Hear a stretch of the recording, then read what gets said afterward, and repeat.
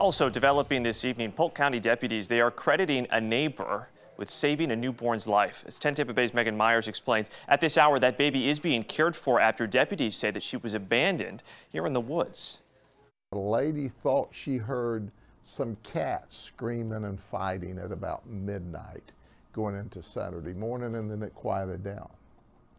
And then about an hour and a half later, she heard this screaming and crying again. She went outside and said, "Well, that's a baby." Polk County Sheriff Grady Judd says the neighbor and her husband searched the woods next to their home and found the newborn baby girl. She was wrapped in some blankets, the umbilical cord still attached. Investigators believe she had been out there for about an hour and a half. We don't know whether the child was born in the woods or whether the child was taken to the woods after it was born. Attorney Charles Gallagher says Florida's safe haven law was established to stop incidents like this from happening. It decriminalizes leaving unharmed infants a week old or less at a hospital, fire rescue, or emergency medical station. With the exception of believing the child might be abused, there is no requirement that the receiving party, the entity, the licensee, take any actions. He says the mother can remain 100% anonymous. There is ability for the parent to come back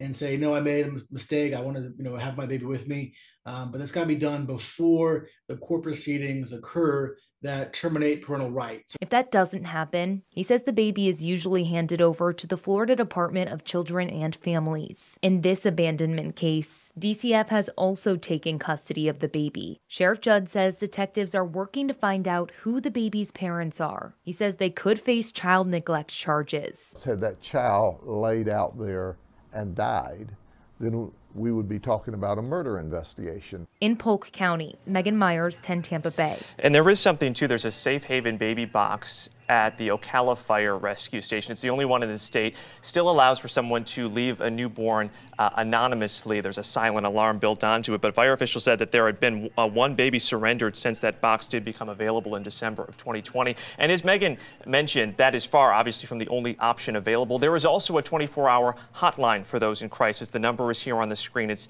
1-888-742-2133 or 1-866-99-BABY1. We have all of this as well posted right now on 10tampabay.com.